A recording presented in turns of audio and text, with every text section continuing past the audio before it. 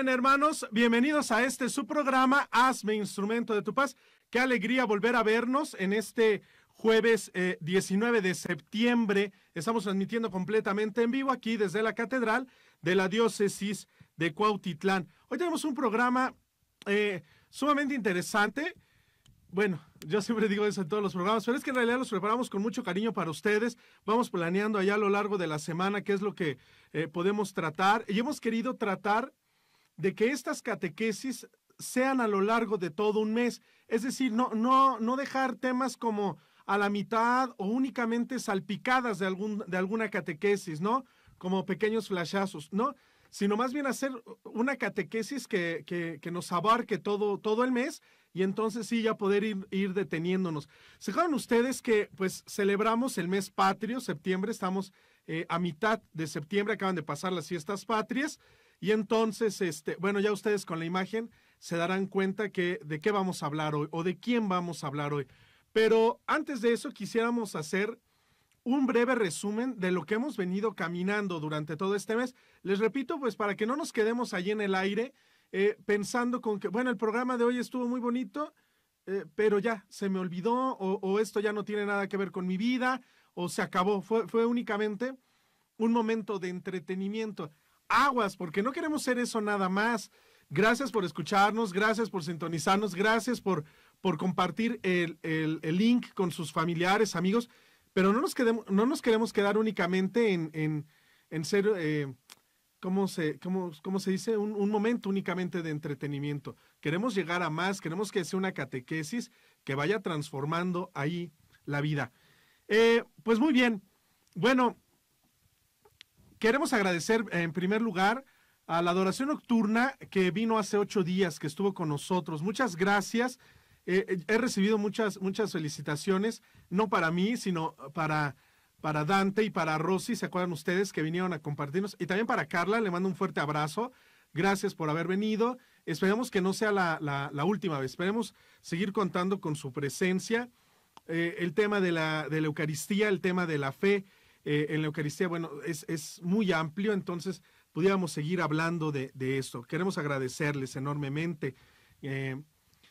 Y bueno, también se me viene una frase porque estamos muy contentos porque vamos a seguir transmitiendo, tenemos cambios, van a ver ustedes que habrá ya innovaciones en este programa, más tecnología, porque queremos hacer este programa de calidad. Y se me viene a la mente pues esto que decía Santo Tomás de Aquino, precisamente porque a veces tocamos algunos temas pues un poquito rasposos, a veces incomodan a las familias o a ciertas personas. Y desde hace 8 días a mí se me venía a la mente esta frase de Santo Tomás de Aquino que decía, independientemente de quien la diga, la verdad proviene del Espíritu Santo. Y eso es lo que queremos que este programa sea. Un programa que hable sobre la verdad de la doctrina, sobre la verdad de la Iglesia Católica, para que se haga vida. Así decía Santo Tomás de Aquino, doctor de la Iglesia, dominico de gran sapiencia. La verdad, independientemente de quien la diga, proviene del Espíritu Santo. Pues bien, en ese primer bloque vamos a hacer un resumen de lo que hemos visto. ¿Se acuerdan ustedes que el primer programa de septiembre que hacíamos hablábamos de este binomio inseparable para nosotros? Frente a todos los ataques de separar precisamente esto, fe, religión y ciudadanía, o ciudadanía y religión, frente a este ataque de separarlo, nosotros decíamos, ¿no? Es un binomio que va de la mano, ciudadanos y cristianos. Y ponemos innumerables ejemplos, ya hablábamos de la carta a Diogneto, ¿se acuerdan esa bellísima catequesis que le escriben a Diogneto diciendo quiénes son los auténticos cristianos? Dice, superamos por mucho las leyes, nuestro ejemplo se desborda, no nos limitamos a lo que nos impone el gobierno. En ciudadanía, en participación, en proyección social, dice, vamos adelante, vamos de calle, damos muchísimo más. Ese es el cristiano, el que da muchísimo más de lo que se le pide.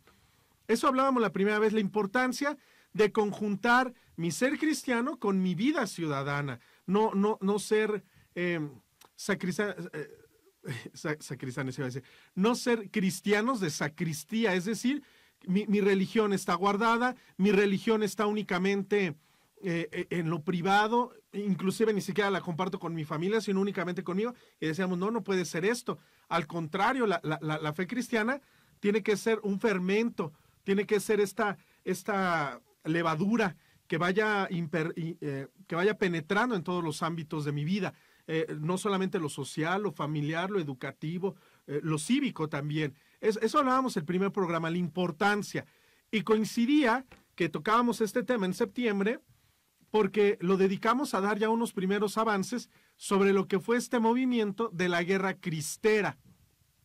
Eso hablábamos hace 8 días, que miren, en realidad el tiempo no nos alcanzó para nada, porque hay tanto que hablar de esto, de la guerra cristera, hay tanto que decir sobre la guerra cristera, no para opacar al gobierno, no para echar en cara ciertas cosas, simplemente para que nosotros católicos nos sintamos orgullosos de lo que fue este movimiento en nuestra patria, ¿eh?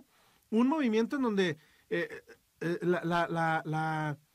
fue una gesta heroica en realidad. Ahorita vamos a hablar un poquito de esto.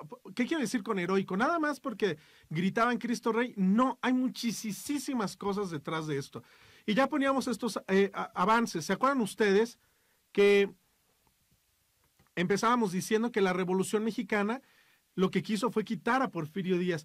Y entre ese quitar a Porfirio Díaz iba también mucho de los privilegios que Porfirio Díaz le había dado a la religión católica. No lo decían claramente, pero en el inconsciente colectivo, sobre todo en esta tendencia liberal, pues estaba esto, ¿no? La iglesia se mete en todo, la iglesia opina de todo, la iglesia está metida en los asuntos de gobierno, y esto ya quedaba allí en el inconsciente colectivo, en la memoria colectiva de los liberales. Va a llegar la Revolución Mexicana, va a haber muchos personajes que después van a causar cierto ruido, Venustiano Carranza, Álvaro Obregón, Plutarco Elías Calles, va a haber muchos, ¿no? Por ejemplo, la Revolución Mexicana, pues tendríamos que hablar de Madero. Sin embargo, nos vamos a concentrar únicamente en la guerra cristera. Pero todo va siendo una desembocadura de cosas, no se da de golpe. Acuérdense ustedes que ya la Constitución de 1917, ya en ciertos artículos, ponía muchas limitantes, muchas barreras a la Iglesia Católica, pero no pasaba nada. Es decir, las leyes estaban escritas, sin embargo, seguía habiendo esta libertad, por así decirlo, para la Iglesia Católica. La Iglesia Católica seguía opinando, la Iglesia Católica seguía encargada de muchos de los colegios, de mucho de la instrucción religiosa, de mucho de la instrucción civil, aunque la Constitución dijera que la educación tendría que ser laica y gratuita, seguía habiendo mucho de esto. Va a ser precisamente con Álvaro Obregón. Bueno, antes de Álvaro Obregón, fíjense que Plutarco Elías Calles, esto es un poquito complicado, me voy a ir así como muy despacio, ¿no? Porque es a trabajo entenderlo, pero van a ver ustedes que no fue de golpe, que no fue algo que no se pudiera haber previsto. Fíjense, ¿se acuerdan ustedes de Plutarco Elías Calles? Vamos a hablar de Plutarco Elías Calles antes de que fuera presidente. Plutarco Elías Calles fue gobernador de Sonora. Ya hablábamos del grupo Sonora, ¿se acuerdan? Esta gente que gobierna todo un estado a la mala, ¿no? Como ha pasado durante muchos años, la gobierna a la mala porque son los dueños de las industrias, son los dueños del comercio, son los dueños de las vías, y entonces se empiezan a juntar con otros ricos que de alguna manera deciden a quién poner en el gobierno. No porque les interesa la ciudadanía, sino porque al poner a alguien en el gobierno, ellos pueden seguir haciendo sus comercios. Son industriales, no políticos. Bien, Plutarco Elías Calles ya era gobernador de Sonora. Plutarco Elías Calles manda expulsar de Sonora, del estado, manda expulsar a todos los sacerdotes, porque él considera que la religión católica ha sido la que ha impedido el desarrollo del país. Él es gobernador. Entonces expulsa a los sacerdotes por muy poco tiempo, porque Venustiano Carranza lo va a destituir del cargo y las cosas volverán a la normalidad, entre comillas. Pero ya hay un primer indicio. Fíjense, va a pasar el tiempo ¿Y quién diría que después va a llegar a ser presidente? Pero esta idea de acabar con la iglesia no es de cuando es presidente, ¿eh? Ya hay un antecedente cuando él es gobernador de Sonora. Bien, a la presidencia va a llegar, se me fue su nombre, a la presidencia va a llegar Álvaro Obregón. Álvaro Obregón es un militar que ustedes pueden buscar en otros programas, pueden buscar en internet, pueden leer libros. No lo quise decir, pero es un oportunista que en realidad no tiene un ideal político, sino simplemente va viendo para dónde sopla el viento y bueno, pues de ahí se agarra. Cuando él llega a la presidencia, ya empieza a ajustar un poco lo que dice la ley o la Constitución de 1917. ¡Ey, ey, ey! Aquí está pasando algo. La Constitución es muy clara respecto al papel de la iglesia y la iglesia se sigue metiendo, la iglesia sigue educando, la iglesia sigue haciendo manifestaciones. No, no, no. Y los empieza a hacer un poquito para atrás, les empieza a poner restricciones a la iglesia como institución, por así decirlo, ¿no? No hay conflictos, habla muy mal de la iglesia, como lo han hecho muchos otros, y empieza a poner ciertos límites. Hasta ahí va bien el asunto, bien entre comillas, ¿no? Porque esto les funcionaba muy bien a los liberales. Es decir, que la iglesia no se meta, que nos gobernemos solamente nosotros, y empiezan a traer estas ideas masónicas, que la masonería y el gobierno han ido de la mano durante mucho tiempo. Esto tampoco es nuevo, ¿no? Y no lo vamos a hablar aquí en otra ocasión en un programa. Pero esto ustedes lo pueden investigar en muchos otros lados, ¿no?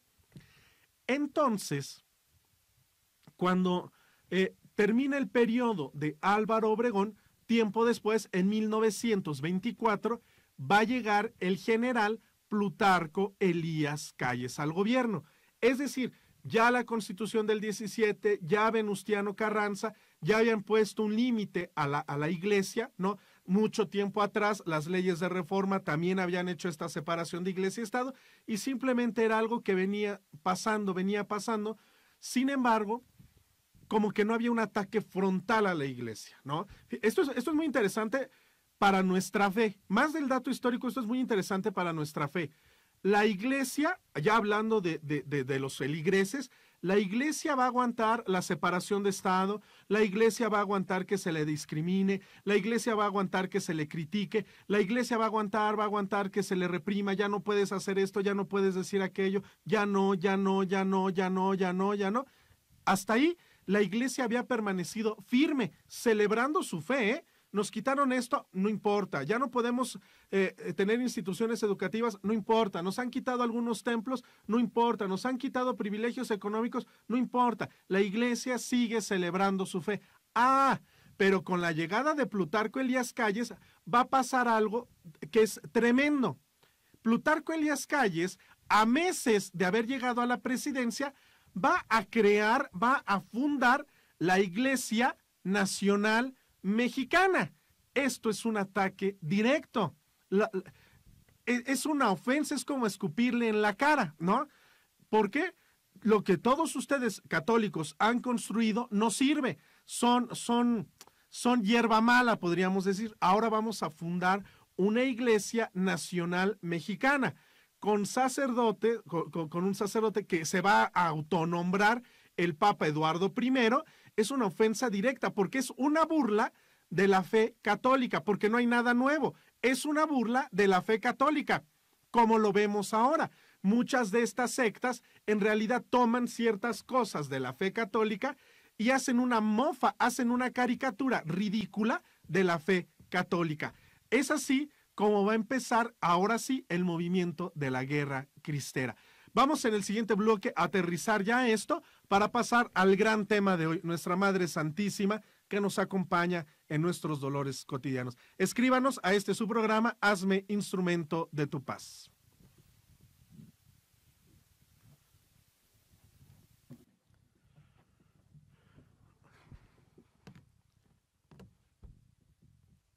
Estamos de regreso aquí hablando de la guerra cristera, pero antes queremos mandar algunos saludos. Bueno, yo quiero mandar un saludo especial a Fray Alonso, un fraile, vivimos juntos. Está un poquito delicado de salud, entonces pues que le eche muchas ganas y que todo va a salir muy bien, que se recupere, porque hace falta sus risas ahí por el convento. Pues agradecerle a Liscat Lur, a Angie Rodríguez, a Isa HM, a Toño Aguilar, a Inés Rodríguez y a Daniela Zúñiga Bautista. Muchas gracias por darle like, por darle me gusta. La parroquia de San Rafael Arcángel, me parece que la parroquia de San Rafael Arcángel, pues creo que es nueva, ¿no? O creo que una vez ya se había conectado. Qué gusto que regrese. Mari Velázquez, ya te extrañábamos, casi todos los programas los escucha Mari Velázquez. Brenda Yáñez, la cuasi parroquia de San Isidro Labrador, Sor Dioselina de San Gabriel. Un fuerte abrazo. Ella es también de la familia franciscana, muy linda, Sor Diose, siempre llevando este espíritu franciscano de paz y bien y de alegría. Un fuerte abrazo. También queremos saludar a Abril Solano, a Lunaca Reritztiro, a Tulipán de María. Y tenemos algunos comentarios. Dice Isa, hola, bendecido día y saludos. También dice, está muy interesante el tema. Lunaca, hola, buen día. La parroquia también dice muy buen día. Está muy bien, escríbanos algún comentario, díganos qué conocían ya de la guerra cristera, habían visto todo este proceso o pensaban que era algo como que fue aislado, como que no tuvo mucho impacto. Siempre lo escucho y lo comparto, dice la parroquia de San Rafael Arcángel. Qué bien, muchas gracias. Fíjense, vamos a terminar como aterrizando este resumen para no perdernos la idea.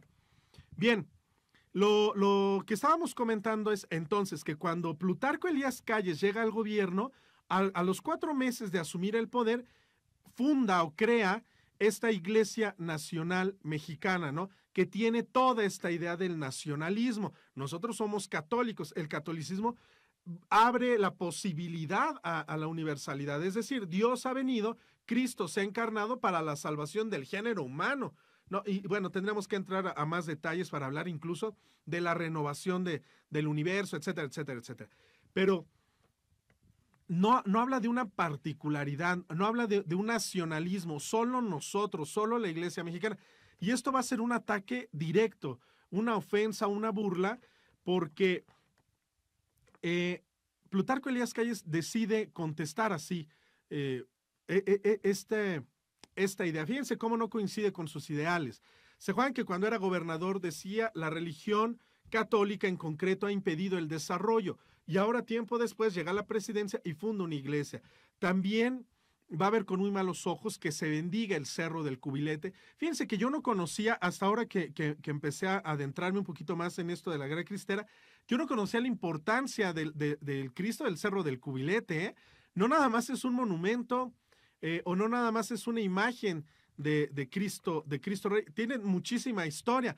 Habla precisamente de cómo el pueblo mexicano, cómo va saliendo adelante, cómo se va fortaleciendo, cómo permanece invicto en su fe, teniendo a Cristo como Rey y Señor. O sea, hay mucha historia detrás de esto, no nada más ser algo conmemorativo o alguna cosa de estas. Bien, pues también esto le va a indignar, va a expulsar. Acuérdense ustedes que va a reducir el número de sacerdotes. Se dice que había alrededor de 3,500 sacerdotes en toda la República en aquel entonces. Ya estamos hablando de 1924, 1925. Y va a pedir que haya solamente 1,000 sacerdotes dentro de la República Mexicana. Claro, miren, todo esto es justificado, no es un ataque directo, no es un ataque, voy a decir esto porque los odio. No, todo tiene siempre una falsa justificación, ¿eh? De acuerdo al número de población, es el número de sacerdotes que puede atender a la población. No los estamos corriendo, simplemente queremos regular el número de sacerdotes. No un poquito esta idea. Se les va a pedir que haya solamente 1,000 sacerdotes. Para ser un sacerdote oficial o reconocido por el gobierno hay que registrarse y forzosamente hay que estar casado. Todo esto va a empezar a pegar. Todo esto va a empezar a pegar fuertemente y es como los laicos, esto es interesante, los laicos se van a asociar y van a fundar la Liga de la Defensa de la Fe. Esta Liga de la Defensa de la Fe no es espontánea, ya había grupos como la Adoración Nocturna, va a haber grupos como los Caballeros de Colón, va a haber grupos como la Acción Católica Mexicana o la Acción Católica Juvenil, que es el mismo movimiento. Estos laicos se empiezan a reunir para formar esto, la Liga de la Defensa de la Fe. Y lo primero que proponen, antes de las armas y muchísimas cosas más, lo primero que proponen es hacer un boicot comercial, es decir, no compres nada que provenga del gobierno, no, solamente lo necesario. Esto va a tener tanto impacto en algunos estados, ¿no? Como Jalisco, toda esta zona del Bajío, ahí va a tener impacto, pero en otros lados no. Entonces es que se empieza a recurrir a las armas. Campesinos, bueno, hay que decirlo, porque esto lo escuchamos en muchos programas o en muchas declaraciones donde dicen sacerdotes incitaban a la gente a las armas. Registrados, reconocidos, solamente se habla de que 5 sacerdotes tomaron las armas. 5 sacerdotes tomaron las armas.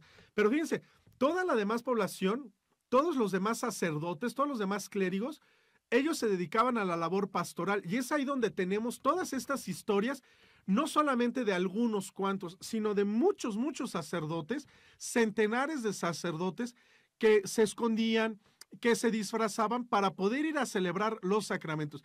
Y va a ser el 11 de junio, el 11 de julio, cuando el episcopado mexicano decida suspender el culto en toda la República Mexicana.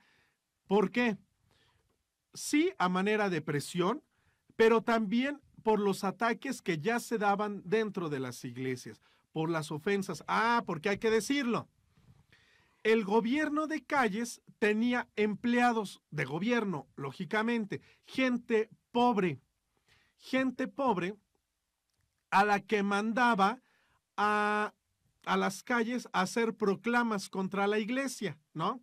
Un estado libre, un estado laico, y de esto hay muchos testimonios donde empleados de gobierno eran obligados a salir a las calles, ¿no?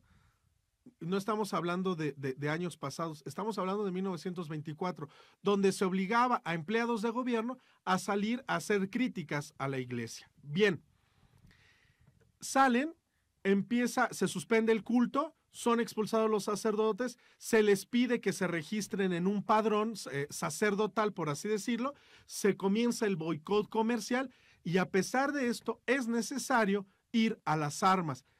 No vamos a tapar el sol con un dedo. Hubo discursos que incluso eran incompatibles, por así decirlo, con lo que con lo que proclama la Iglesia Católica, ¿no? Por ejemplo, se habla de granadas benditas, ¿no? Esto que algunos, cuando se empieza, en un principio no hay armas, en un principio son piedras, machetes, como inició la independencia de México, y después cuando se empiezan a hacer de armas los cristeros, se les bendicen estas granadas, se les llaman bombas benditas. Claro, hubo excesos de ambas partes, pero no podemos... no pretendemos tapar el sol con un dedo. Lo que queremos decir es cómo el pueblo mexicano, cómo nosotros, nuestros abuelos, nuestros tatarabuelos, defienden la libertad de culto, defienden su fe. Y es muy curioso, porque cristeros se les empezó a llamar de una manera despectiva, porque la gente moría gritando, ¡viva Cristo Rey! Y se les empieza a llamar de manera despectiva cristeros, como hace muchos siglos se les había empezado a llamar a estos revoltosos cristianos de manera despectiva, esos que siguen a un tal Cristo.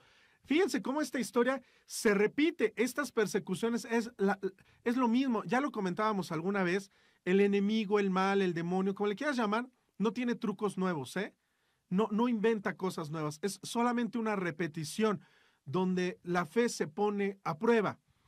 Y van a empezar así muchos campesinos, les digo, con palas, con machetes, con cosas muy insignificantes, empiezan esta revuelta, empiezan esta guerra cristera. Va a ser hasta que llega un general, el general Gorostieta, que había sido expulsado del ejército mexicano, y va a asumir el liderazgo de estos grupos de guerrillas. Fíjense que esto es muy curioso. decide cambiarle el nombre, porque les digo, no había un nombre oficial, simplemente se les llamaba los cristeros. Entonces a este grupo de revoltosos, que así se les consideraba, los junta, forma un ejército. ¿Y cómo creen que llamó a este ejército? Guardia Nacional. El general Gorostieta entonces va a encabezar la Guardia Nacional, que ya más organizados, que ya con armamento, empieza a poner resistencia. Empieza a poner resistencia al ejército mexicano, que mataba por el hecho de ser católicos, bajo las premisas de que no se respetaba la ley, ¿no? Y entonces vienen estas historias de muchos santos, ¿no? Tenemos al padre Miguel Agustín Pro, a Santo Toribio Romo, a José Sánchez del Río, esta gente, adultos, sacerdotes, laicos, que dan la vida antes que negar que son cristianos. Esto es muy interesante. Y esto ya tendría que ser una reflexión para nosotros. Yo que me quedo callado porque, pues, en mi familia piensan que si yo rezo el rosario, soy fanático. Si voy a misa seguido, piensan que soy fanático. Y entonces empiezan todos estos argumentos de decir, ¿para qué tanta exageración? Tú vives la fe en lo profundo, ahí en tu interior, pero tú no opines sobre temas de política, tú no opines sobre temas aquí de la comunidad, tú no opines sobre cómo educar a tus hijos. Era lo mismo que pasaba en 1926, lo mismo. Ustedes quédense allá adentro, ustedes no opinen, no salgan, no hagan manifestaciones públicas de su fe. El liberalismo, ¿no? Malentendido, el liberalismo es lo que va a imperar, mandarnos como nosotros queramos, gobernarnos a nosotros mismos. Bien, empiezan todo, entonces, fíjense, cuando existe esta presión, es cuando brotan los santos, es cuando surgen los mártires, pero esto pasa también en el interior de nuestra vida. Cuando empieza a haber presiones en mi matrimonio, cuando empieza a haber presiones en mi trabajo, cuando empieza a haber presiones en mi vida personal, cuando me empiezan a relegar, cuando ya no me juntan mis amigos porque digo que soy católico, porque digo que fui a un retiro de matrimonios, porque ya no le soy infiel a mi mujer, porque ya no me presto al soborno, cuando me empiezan a relegar es cuando surge el verdadero cristiano. Esto es muy interesante. Es cuando surge el verdadero cristiano. Bien, vamos a ir terminando este resumen de la guerra cristera. ¿Qué pasó después? Se dan cuenta que como los cristeros ya están muy bien organizados, pero les faltan armas, no pueden acabar con el ejército mexicano, pero el ejército tampoco puede acabar con los cristeros. Y entonces van a venir de Estados Unidos a intervenir para tratar de solucionar este conflicto. ¿Porque son muy buena gente? No, porque Plutarco Elías Calles había concedido el derecho a ciertos pozos petroleros. Como esto ya se veía ahí conflictuado, entonces va a ser un sacerdote estadounidense el que va a venir a poner la paz con algunos obispos. Y entonces se decide, sin ningún papel escrito, se decide volver a la normalidad. Los sacerdotes que habían sido exiliados van a regresar, el culto se va a volver a abrir al público o a los fieles y aparentemente todo va a volver a la normalidad. Hay una cierta resistencia de los cristeros porque ellos conocen al gobierno y saben que habrá represalias.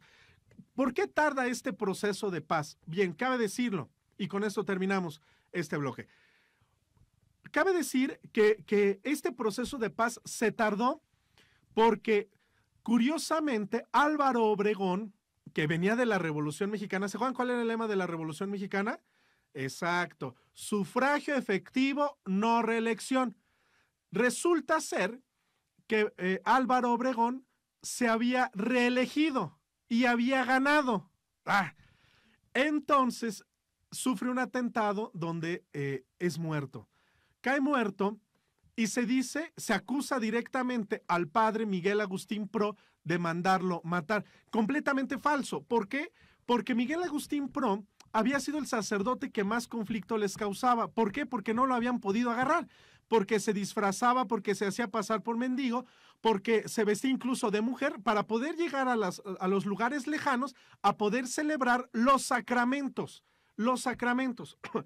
Entonces, cuando matan a Álvaro Obregón, va a quedar en su lugar Portes Gil, va a ser el presidente que va a llegar, Miguel Portes Gil, que él se había declarado públicamente masón. y entonces es como va a poner, entre comillas, la paz. Y fíjense, pasa una cosa muy trágica. En la historia se escribe que hubo más cristeros o dirigentes cristeros, hubo más muertos después de la paz que antes. ¿Por qué? Porque muchos cristeros, cuando aparentemente no iba a haber represalias, muchos cristeros fueron matados por, por personas anónimas, es decir, por gente civil que se colaba entre las multitudes y mataba a los líderes cristeros. Y curiosamente nadie era aprehendido, nadie fue ejecutado, nadie fue encarcelado por la muerte de estos cristeros. Pues así se va a dar el grito en Guadalajara, o este grito de Guadalajara, que dirá que la revolución triunfó, que la iglesia no quería reconocer la legitimidad del gobierno y que finalmente los ideales revolucionarios triunfaron. Algunos gobernadores del estado mandaron poner en los periódicos que únicamente fueron pequeñas revueltas de algunos fanáticos religiosos. Completamente falso. Por eso hemos querido hablar de la guerra cristera, no solamente como el hecho histórico, lo vamos a ver en los siguientes bloques, como este semillero de verdaderos, auténticos cristianos que prefirieron morir antes que negar su fe en Cristo. Vamos a un corte y regresamos para hablar de nuestra Santísima Madre de los Dolores, que curiosamente celebramos en estas fiestas patrias. Regresamos, escríbanos a su programa, Hazme Instrumento de tu Paz.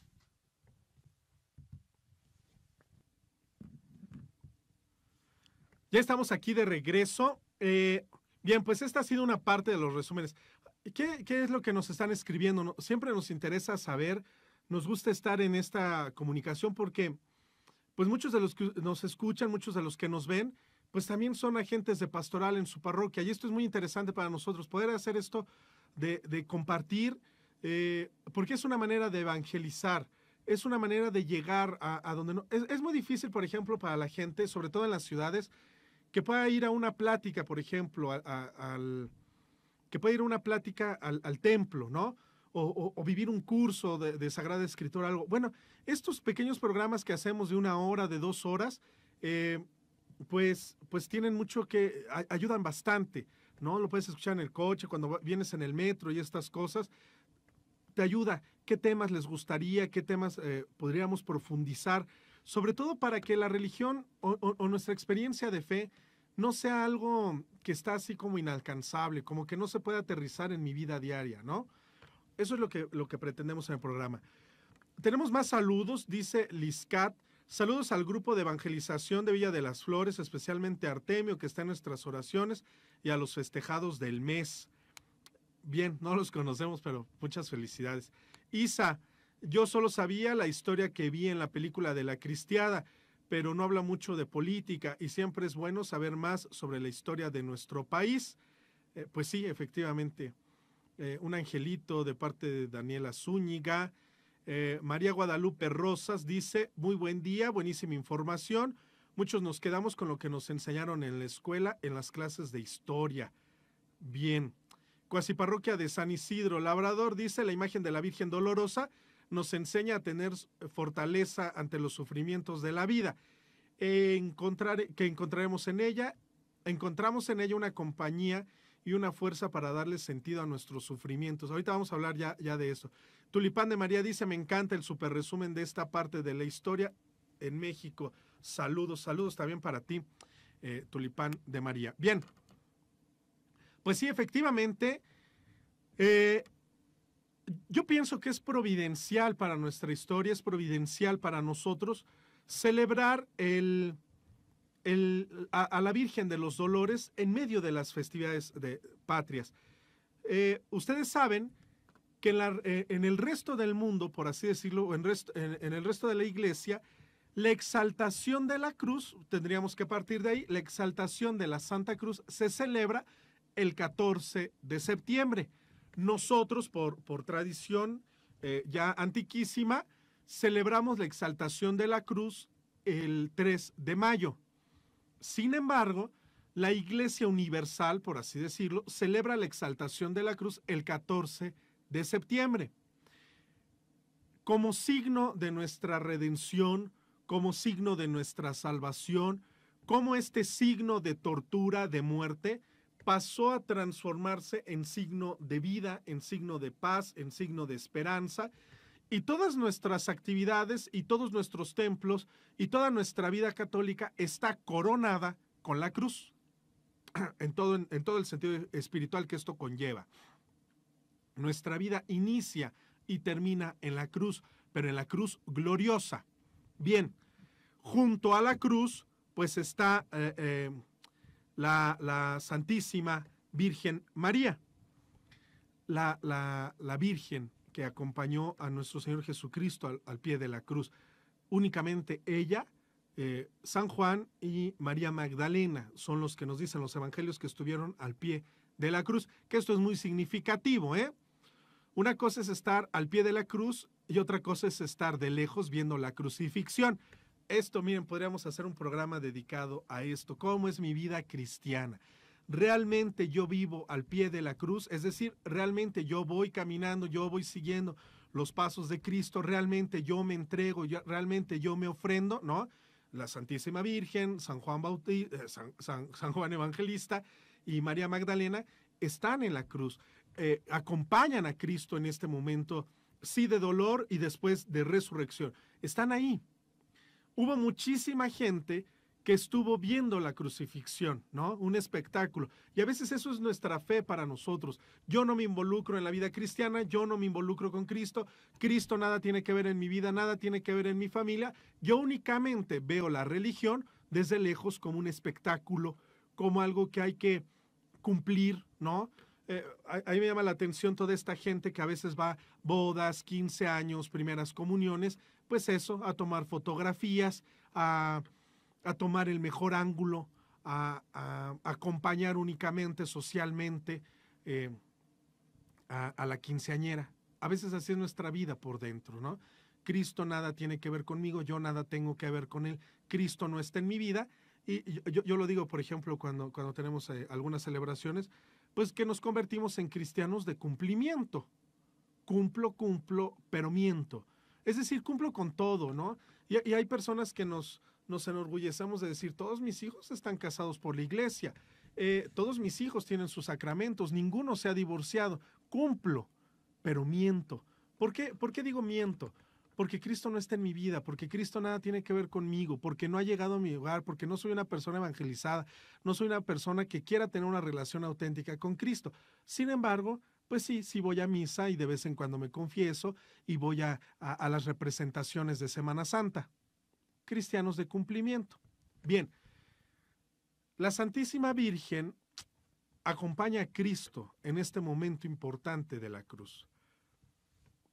La Virgen de los Dolores, que celebramos el 15 de septiembre, fíjense, está tan metida en nuestra historia que así se llama el grito de independencia. ¿Se acuerdan ustedes?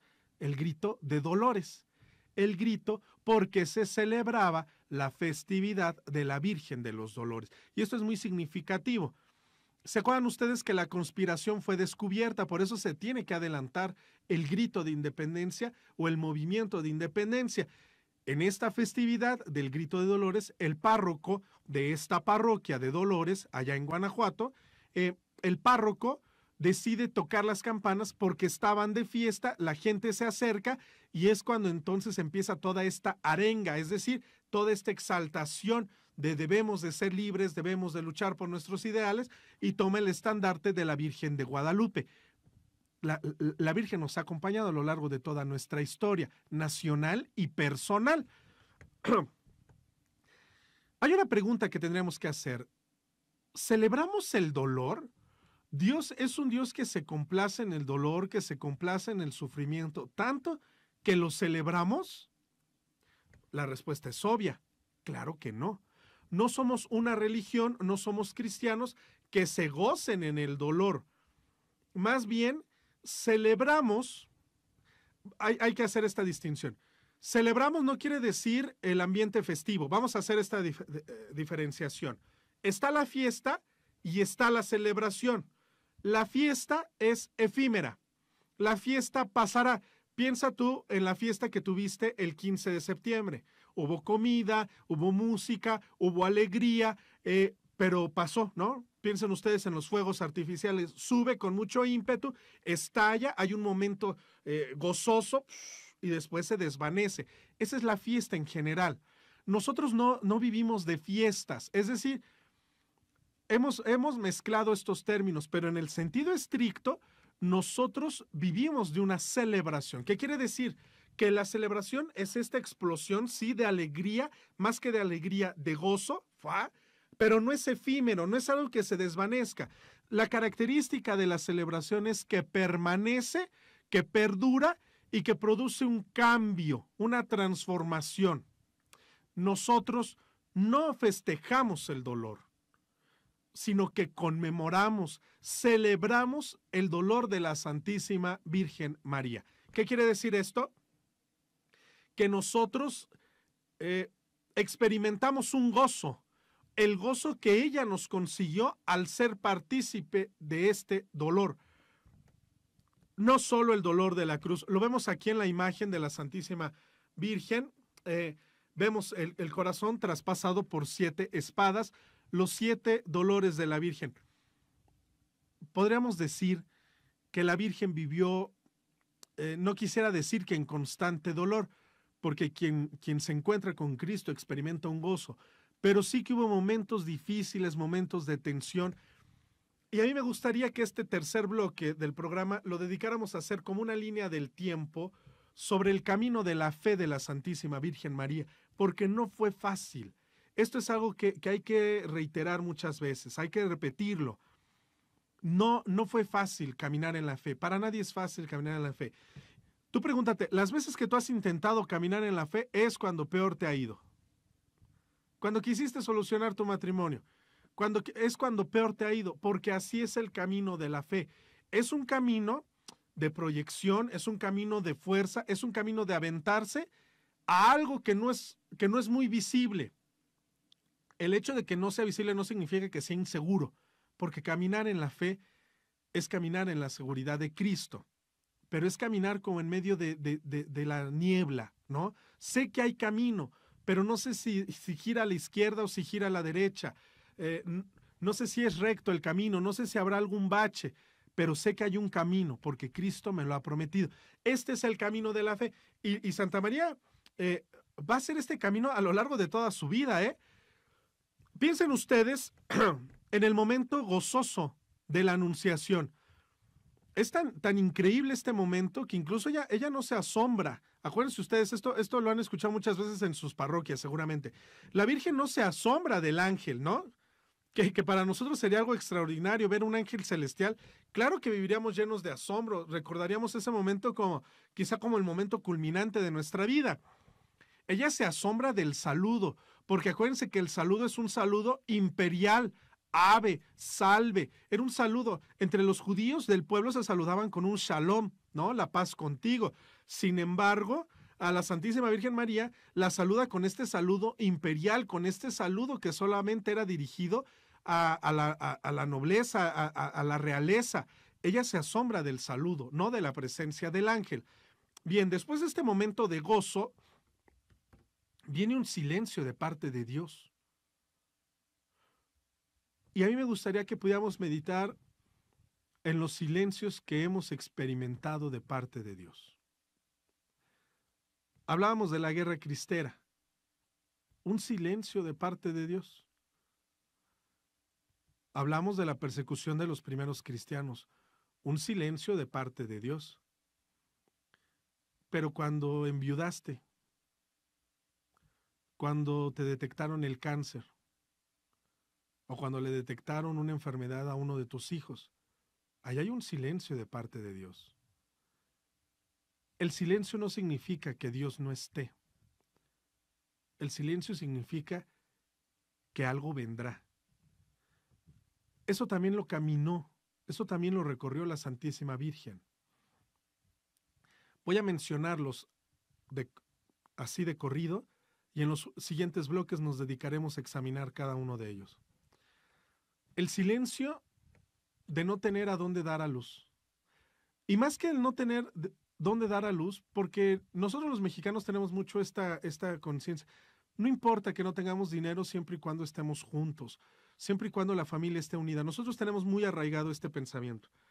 Pero te imaginas, no solamente el hecho de no tener dónde dar a luz, sino el hecho de ser despreciados, el hecho de ser corridos, el hecho, y esto es impresionante, el hecho de que el Hijo de Dios haya sido migrante. A nosotros ahora nos pega muy fuerte esto de la migración, ¿no? Nos pega muy fuerte el hecho de ver familias que tienen que caminar en la oscuridad, que tienen, no solamente para atravesar la frontera, piensen ustedes en el sur, familias que tienen que salir de noche escondidas, sin nada de todo su patrimonio para salvar la vida. Un silencio de parte de Dios, porque no sabremos si mi familia permanecerá unida, no sabemos si mi familia saldrá adelante, no sabemos cuánto tiempo estaremos en este país, si esto se va a convertir en nuestro hogar durante el resto de nuestras vidas, o si algún día podré regresar a ver a mis padres, que ellos no pudieron escapar porque ya son ancianos. Esto lo pasa a la Virgen María. A los 8 días tiene que ir a presentar a su hijo en el templo. Y este momento de gozo, de decir, Señor, aquí está lo que me habías prometido, se ha cumplido y te lo vengo a presentar, vengo a ponerlo en tus manos, vengo a que tú bendigas su vida. Eso es lo que hacemos en el bautizo. Eso es lo que hacemos en la presentación de los 3 años. Este don que tú me diste, yo lo presento, yo te lo traigo. ¿Y qué es lo que recibe en respuesta? Una espada atravesará tu corazón. Y este hijo tuyo causará división. Este hijo tuyo traerá persecución. ¿Te imaginas lo que una madre piensa en esto? Compartimos los dolores de la Virgen, pero es ella la que ha querido caminar con nosotros. Vamos a un corte para analizar los 7 dolores de la Virgen y ver si esto tiene algo que ver con mi vida, que eso es lo más importante.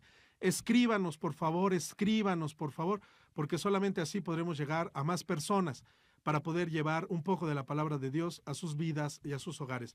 Regresamos.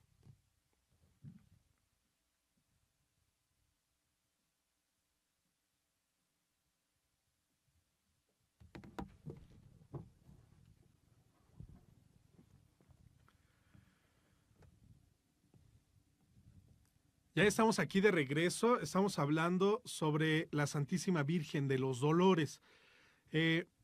No podíamos dejar de comentar sobre esta fecha, el 15 de septiembre, que celebramos a la Virgen de los Dolores.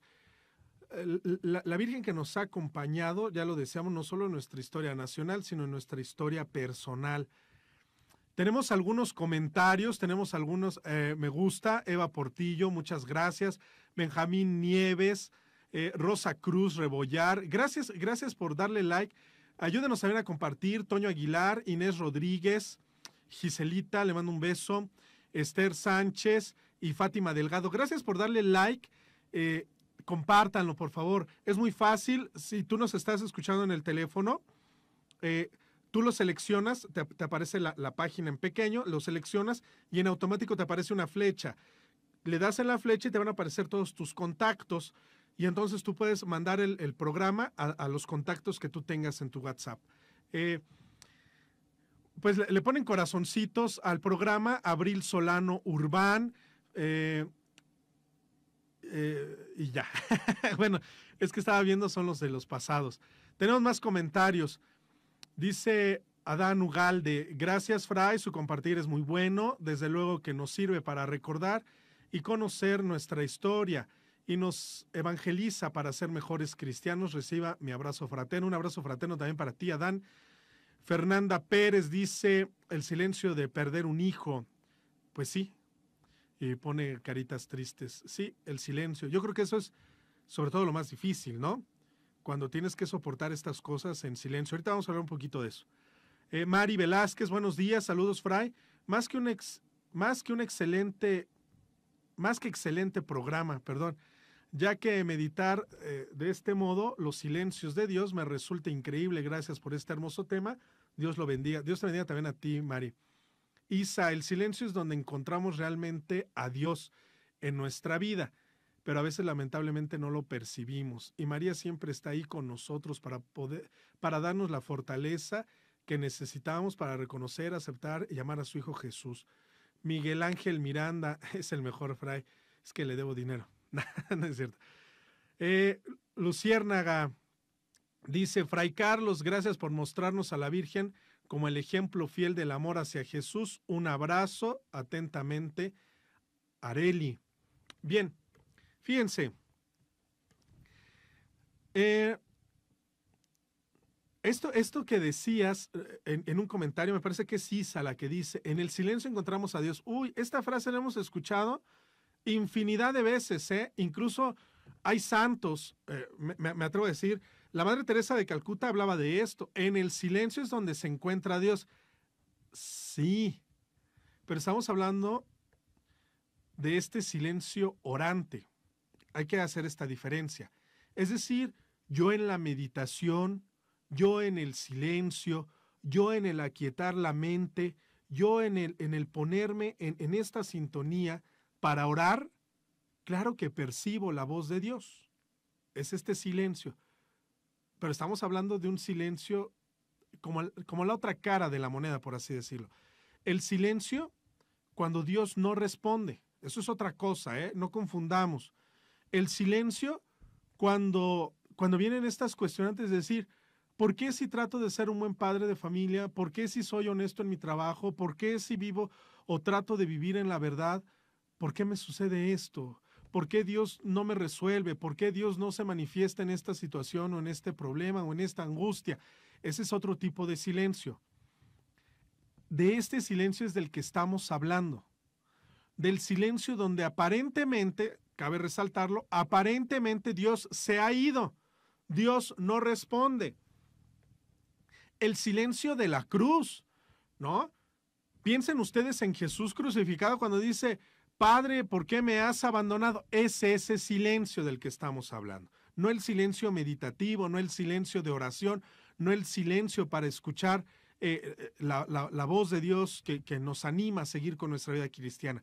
Más bien son estos momentos de crisis donde pareciera que Dios nos ha abandonado. Pues estos silencios son los que experimentó también la Santísima Virgen María, porque quiere asociarse en todo a su Hijo Jesucristo. Y hablábamos al menos de 7 dolores o 7 dolores que reconocemos. Ya decíamos, ¿no? El primer silencio, pues es esto, la profecía de Simeón, ¿no? Una espada atravesará tu alma, tu hijo será motivo de contradicción, habrá persecución, y lo guarda en su corazón. Un dolor. El dolor que experimentan muchas madres cuando se enteran que su hijo vive en las drogas y que no vive con ellas.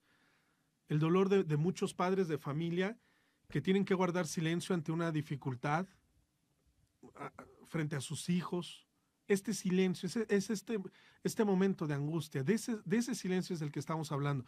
Es cierto, después encontraremos a Dios, pero es después. Ahorita estamos hablando de algo que a todos nos ha pasado y que no debemos de disfrazar, ¿no? No es esto de, sufre, seguramente Dios te recompensa. No, llega un momento de reclamo, llega un momento de angustia, llega un momento como de cierta rabia, de decir, ¿dónde estás? ¿Por qué me pasa esto a mí? A todos nos ha pasado en algún momento. No tratemos de ponerle miel a las cosas que a veces son duras. De eso es por eso esta insistencia. Queremos que la vida cristiana tenga algo que ver con mi vida. Tenga algo que ver con mi vida, porque si no es la Virgen que tanto sufrió, pero siempre estuvo segura de que Dios la acompañaba. Bueno, sí, pero entonces yo no me parezco nada a la Virgen. Entonces la vida de la Virgen nada tiene que decir a mi propia vida. No, es este dolor de andar emigrando con mi hijo. Ese es el segundo dolor. La huida a Egipto, el ser migrantes. Y estamos pensando en la gente, por ejemplo, de Venezuela, estamos pensando en los que viven en el norte para cruzar Estados Unidos, pero ¿cuántas madres no han tenido que salir de la noche de su casa con sus hijos porque su marido las golpea, porque tiene miedo de que mate a sus hijos. ¿Y cuántas mujeres no han tenido que agarrar una o dos mochilitas a sus hijos envueltos en cobija e irse a otro estado a esconder por miedo a sus propios maridos? Es de este dolor del que estamos hablando. El tercer dolor, la pérdida de Jesús. El Señor Jesús no se perdió, ¿no? A quien se les perdió fue a José y a María. El Señor Jesús es Dios, nunca se pierde, Él sabía perfectamente dónde estaba, pero piensen ustedes en la angustia de perder un hijo físicamente. Piensen en las madres que han extraviado un hijo, no solo físicamente. ¿Tú te has puesto a pensar en el dolor? A mí me ha tocado verlo. Yo estuve 6 años haciendo apostolado en el penal de Almoloya, y era tristísimo ver cómo las mamás, señoras ya grandes, señoras de 60, 70 años, tienen que pasar por revisiones horrorosas para poder entrar al penal y ver a sus hijos. La vergüenza que tienen que pasar, no la vergüenza de que la señalen como la mamá de un delincuente, la vergüenza física, el cansancio. Madres que tienen que trabajar para llevarle 100, 200 pesos a sus hijos para que puedan medio sobrevivir dentro de un penal. Estamos hablando de esa pérdida de esos hijos. No solamente la pérdida física, no solamente cuando se te produjo un aborto, no solamente cuando en tu juventud y por inexperiencia tuviste que abortar o quisiste abortar. No, la pérdida quizá también muy dolorosa de las que teniendo a sus hijos y sabiendo dónde está, su hijo no quiere saber nada de ella, nada de sus padres, porque ya son viejos, son ancianos, son torpes, todo se les olvida. De ese dolor es del que estamos hablando. Por eso soy un poquito renuente cuando dice, bueno, pero en el silencio encontramos a Dios. Bueno, eso díselo a una mamá que su hijo no quiere saber nada de ella. Díselo a una mamá que tiene que entrar al penal. Díselo a una mamá que le parte el alma ver que sus hijos tienen que vender chicles en una esquina. O el dolor de una madre que sabe que su hija adolescente se prostituye, pero que si no se prostituye no comen ni ella ni sus hermanos, ¿no? Y a mí me ha tocado ver casos de que la mamá es anciana, tiene un hijo con algún problema mental, alguna enfermedad, y la hija es la que solo Dios sabe cómo tiene que salir adelante. De ese silencio es del que estamos hablando. Y cómo la Virgen se va haciendo presente, porque la Virgen no es alguien únicamente que nos contempla desde arriba. Es alguien que ha querido caminar con nosotros, es alguien que quiere compartir nuestros dolores, es alguien que sabe lo que significa que le maten a un hijo. De ella es de la que estamos hablando. También celebramos un cuarto dolor, que es el encuentro de Jesús en la cruz. No es lo mismo, y creo que es, no sé, me atrevo a decir esto que es muy fuerte, no es lo mismo ver a un hijo muerto que ver cuando van a matar a tu hijo. Pienso que el dolor es completamente diferente.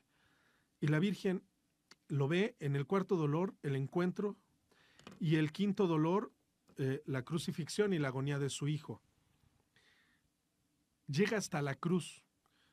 Y hablamos de la Virgen, pero ¿cuántos de nuestros padres, cuántos de nuestros abuelos, es decir, cuántos de nuestros hombres, varones, no acompañan también este dolor? No van de la mano junto con la Virgen María. Hombres abandonados, hombres que lo han perdido todo, hombres que en el divorcio se han quedado en la nada, no solo económicamente, ¿no? No pueden ver a sus hijos o tienen alguna restricción o su madre, ya el puro hecho, ¿no? De que una madre le hable mal de su padre a un hijo. Estas cosas que causan profundo dolor y que pareciera que no se le aparece, que Dios no se hace presente. Y tenemos el sexto y el séptimo dolor, la lanzada y el entierro de Jesús. Hemos hablado de estos dolores de la Virgen, pero fíjense cómo va siendo este camino de fe, que era lo que queríamos mencionar desde un principio. Cómo la Virgen recibe este anuncio del ángel y el ángel, la voz de Dios, no se le vuelve a manifestar, ¿eh? No hay un momento intermedio donde Dios le diga, ey, tranquila, todo va a pasar. No lo hay. Recibe el anuncio del ángel, le dice, heredará el trono de David su padre, su reino no tendrá fin, será llamado Hijo del Altísimo. Eso únicamente lo escuchó. Pero en estos 33 años no le tocó verlo, no le tocó verlo. Ve que su hijo muchas veces quiere ser apedreado, muchas veces le tienen que llamar, hey, ve por tu hijo, ve, cálmalo porque lo van a matar, porque lo van a apedrear, a ver si a ti te hace caso, tú que eres su madre, y ella va en esto. Y todo lo guarda en su corazón. Todo lo guarda en su corazón no quiere decir, tranquilos, ya va a pasar, no pasa nada. No, piensen ustedes en este nudo en la garganta, piensen ustedes en esta angustia de no saber qué hacer, para dónde camino, hacia dónde voy. Piensen en esto. Y la Virgen se va manteniendo en este camino de fe. Es la llena de gracia, es la que deja que actúe el Espíritu de Dios en ella completamente. Ahí ya hay una diferencia quizá entre nosotros, ¿no? Yo a la primera incertidumbre quiero renunciar, quiero hacer mis propios planes, esto ya no tiene caso, mejor me divorcio, mejor me separo. Es decir, el camino de la Virgen es meter más a Dios en su vida, afianzarse más de la gracia. Nosotros parecía que es al contrario. Lo primero que hago es sacar a Dios de mi vida, divorciarme, ya no ir a misa, no confesarme, vivir escondidas, no cumplir los mandamientos. La primera respuesta es alejar a Dios de nuestra vida. Quizá yo estoy en ese momento de mi existencia y esto es algo que yo tendría que meditar. Esto es algo... Miren, yo no sé, a lo mejor ahorita hasta le dan desconectar al programa, pero esto no es algo como para ponerle likes nada más. Ay, qué bonito programa, qué bonito habla el Fray. No, esto tiene que sembrar simbrar mi vida. Porque a lo mejor hubo un momento donde Dios guardó silencio en mi vida. Ya lo decíamos al principio, alguna enfermedad, alguna deuda, algo donde pareciera que Dios no se manifestó. Y yo decidí sacar a Dios de mi vida y convertirme en un cristiano de cumplimiento. Sigo yendo a misa, pero pues una limpia no me cae mal porque a lo mejor sí me están haciendo un trabajo. Mis hijos son bautizados, pero siguen usando una pulserita de color rojo para que no les vayan a causar un daño. Cuando hicimos la ampliación de la casa, le llamamos al padre para que la bendijera, pero sigo teniendo herraduras de la buena suerte, borreguitos de la abundancia, cuernos de la abundancia, este tipo de cosas, Y a lo mejor en un silencio de Dios me convertí en cristiano de cumplimiento. Cumplo, pero miento. Y la Virgen va haciendo este camino de fe. Y la Virgen va metiendo más a Dios en su vida. No se aleja. Dios ha callado, fíjense, Dios ha guardado silencio y yo más lo busco. Y de esto tenemos ejemplos extraordinarios. Piensen ustedes en La Noche Oscura, este poema de San Juan de la Cruz. Piensen ustedes en Teresa de Ávila, estos grandes místicos, ¿no? Que cuando dice, fíjense, San Juan de la Cruz, la Madre Teresa de Calcuta, que después de muerta le encuentran cartas donde dice, yo durante mucho tiempo no experimenté la presencia de Dios en mi vida. Dices, ¿cómo es posible que grandes santos hayan pasado por esto? Pues sí. Y en lugar de apartarme de Dios, en lugar de decir, como tú no me respondes, yo tampoco y me alejo de ti, al contrario, más se meten en el misterio de Cristo, más ahondan en su fe, más se involucran en su relación con Cristo. Ese es el camino. Ese es el camino. Mi matrimonio está iba a decir una palabra fea, está para la basura, mi matrimonio se está acabando, pues con mayor gana me meto. Con mayor fuerza me involucro en la vida cristiana. Busco respuesta en Cristo. Yo ayer lo comentaba en un curso que daba con las catequistas de la parroquia.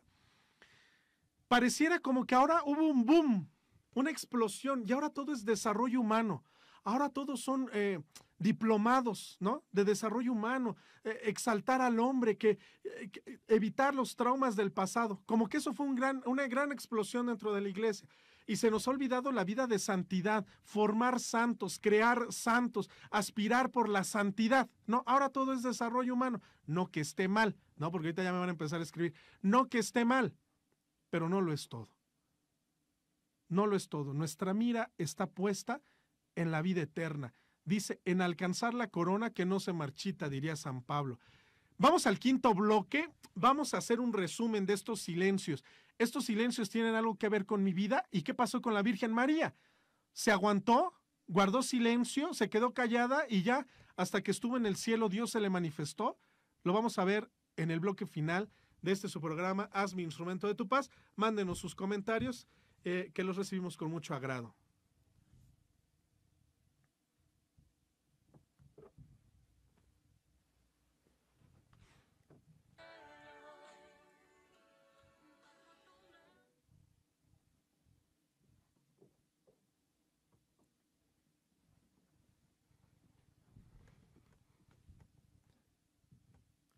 Ya estamos aquí de regreso.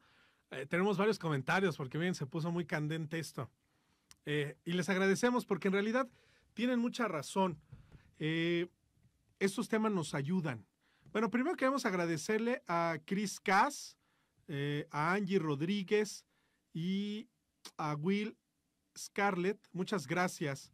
Muchas gracias por darle like a la página. Y de los comentarios, dice Isa, exactamente a esos silencios me refería, ¿no? Bueno, dice, a esos silencios me refería, por eso decía que lamentablemente no percibimos la mano de Dios en estas situaciones de sufrimientos, de situaciones donde María Santísima siempre está presente, como lo estuvo con su hijo al pie de la cruz. Tulipán de María dice, es cierto de los dolores de la Virgen, pero a veces se habla poco del sufrimiento de San José al lado de la Virgen, creo que sería un buen tema. Sí, estaría muy bien que pudiéramos hablar de San José. Brenda Yáñez, cuando realmente conocemos la buena nueva, damos testimonio del Evangelio con nuestra propia vida y ya no podemos regresar a la vida que llevábamos antes. Bueno, sí. Mira, Brenda, a lo mejor hay un libro muy bueno que se llama Las Moradas de Santa Teresa de Ávila y habla precisamente de esto. Es cierto, hay una primera atracción, sin embargo, mucho de nuestra vida anterior nos invita a regresar, dice, al lodo, al fango donde vivíamos antes. No es un cambio. Hay una expresión que a mí no me gusta mucho, pero se va a entender. No es un sanpablazo, ¿no? Es decir, no es como San Pablo que se cayó del caballo y no miró para atrás. En nuestro caso, muy pocas veces es así. Al contrario, ¿no? A veces entre más cercanos somos a la fe, entre más cercanos somos a la buena nueva, como tú dices, hay veces que más a fondo nos vamos todavía. Un día hablaríamos de eso, ¿no? De la verdadera conversión. Eh, Se me ocurre ahorita que leía tu comentario, pero es cierto. Eh, Cuando uno descubre la buena nueva, es más difícil, ¿no? Regresar a la vida anterior. Es mucho más difícil porque uno vive enamorado ya de Cristo. Esto que dices es verdad. Adán Ugalde dice, gracias por las reflexiones, realmente para hacer conciencia de nuestros dolores y nuestros silencios, teniendo como modelo a la Virgen María y tantos santos que han sido testimonio vivo de cómo vivir nuestras realidades. Mari Velázquez, definitivamente una gran enseñanza para mi vida. Pido sus oraciones por Beatriz García, por Elvia y Alma Delia Hernández. Gracias de antemano, por supuesto. Acuérdense que, ya no lo hemos mencionado, pero acuérdense que en la capilla de los frailes menores conventuales tenemos presente pues todos estos comentarios, toda la gente que nos ayuda a seguir con el programa. Lunaca Rerizzo dice, muy buena catequesis. Pues muchas gracias. Bien, vamos a terminar un poquito con esto de los dolores, porque sin duda el ejemplo de la Virgen María, pues es un ejemplo para nosotros. Ella lleva todo este camino de silencios donde Dios no se le manifiesta, donde, fíjense, aparte, ahorita que comentaba Tulipán de María, bueno, el silencio de José, o más bien el sufrimiento de José, imagínense esta mujer que enviuda, ¿no? Que ni siquiera tiene la presencia ahí de su esposo. Cuando queda viuda, lo más lógico sería pues que su hijo la sacara adelante, y pareciera que es muy criticado Jesús porque dicen, pues qué mal hijo es, ¿no? Deja a su madre viuda, la deja desamparada, se desentiende de la carpintería y podríamos ponerle ahí muchísimos ejemplos más donde pareciera que Jesús es un hijo ingrato, ¿no? Sin embargo, la Virgen María sigue ahí al pie del cañón, sigue presente, ya lo decíamos, se sigue empapando de esto de Dios, sigue siéndole fiel a Dios, porque el fiat de María no fue únicamente el fiat de la Anunciación. El fiat de María es el fiat de toda la vida, de toda la eternidad. Un poquito con lo que decía este comentario, cuando uno conoce la buena nueva, ya no vuelve atrás. Que ese sea nuestro fiat. Me quiero fiar de ti, quiero confiar en ti, quiero entregarme a ti, quiero ofrendarme a ti. Lo decimos ahí en el Salmo 23. Aunque pase por cañadas oscuras, nada tengo. Habría que ver si es verdad esto, ¿no? Porque a veces las primeras dificultades o cuando se acerca la oscuridad o cuando se nos nubla el cielo, dice, pues a veces es cuando más tememos, a veces es cuando más nos queremos alejar de Dios, a veces es cuando buscamos a estos falsos dioses.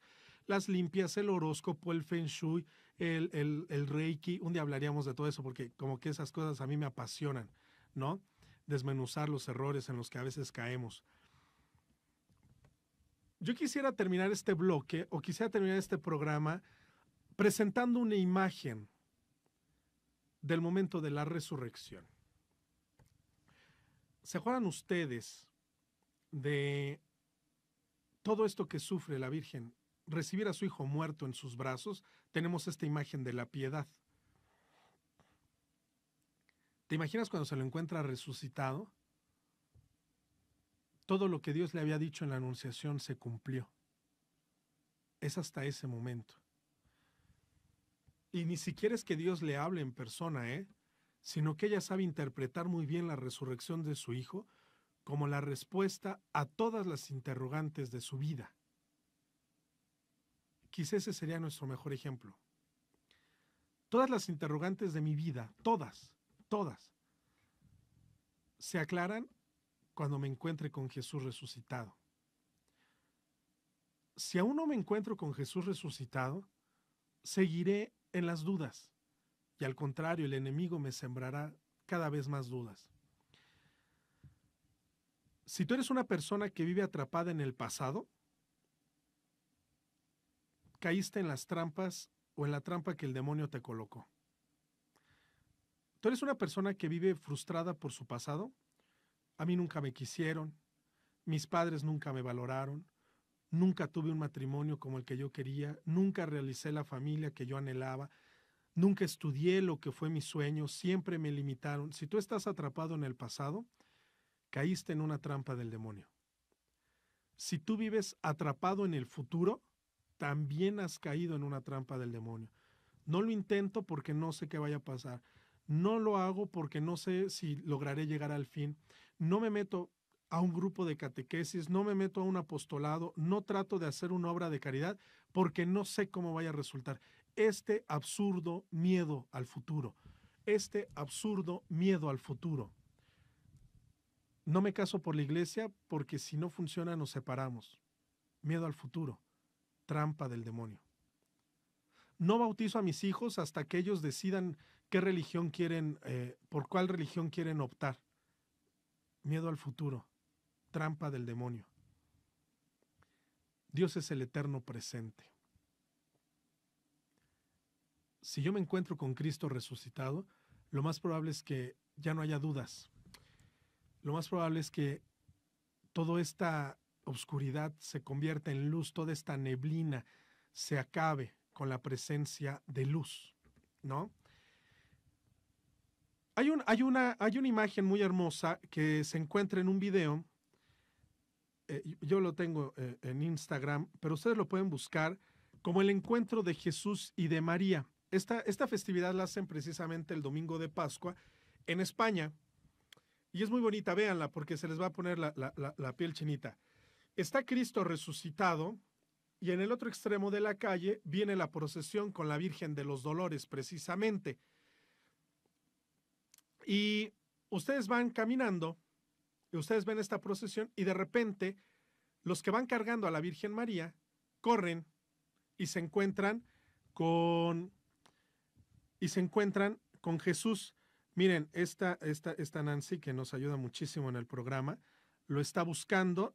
Déjenlo, busco yo aquí en mis videos. Este encuentro de Santa María con su hijo resucitado, es que es precisamente ahí donde la Virgen María aclara todas sus dudas. Que ya decir que la Virgen María tuvo dudas es un poco arriesgado, pero más bien es donde se aclaran estos silencios de Dios. Es decir, Dios, cuando guarda silencio en nuestra vida, Dios cuando guarda silencio en nuestra vida solamente se va a entender a la luz del resucitado. Si no me encuentro yo con Jesús resucitado, no pasa nada. E poi la corsa della Madonna, immagine per tutti. Ecco la corsa che parte in questo momento.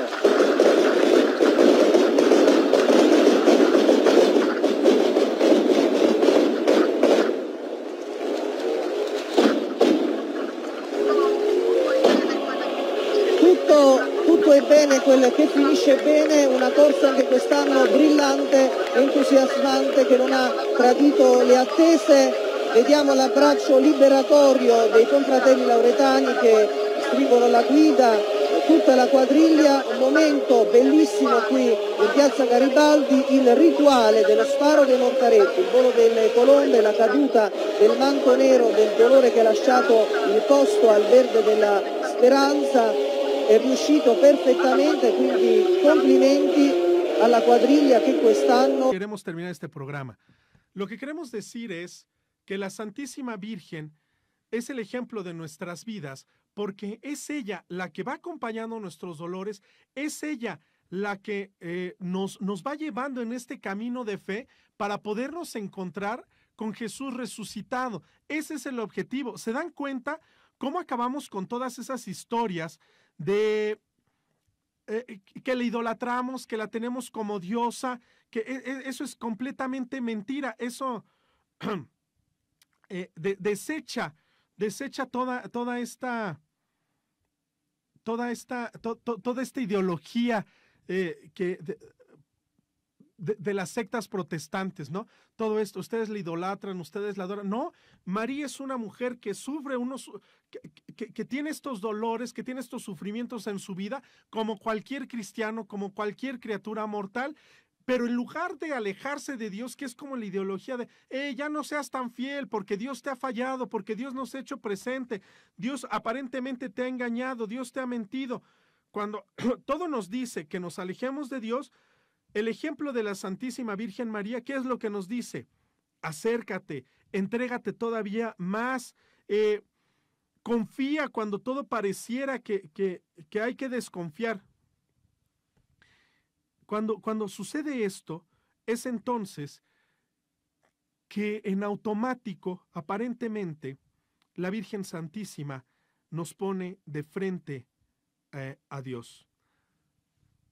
Y nos encontramos con un Jesús resucitado que es capaz de darnos vida, que es capaz de plenificarnos, que es capaz de hacernos encontrar un auténtico sentido de nuestra vida.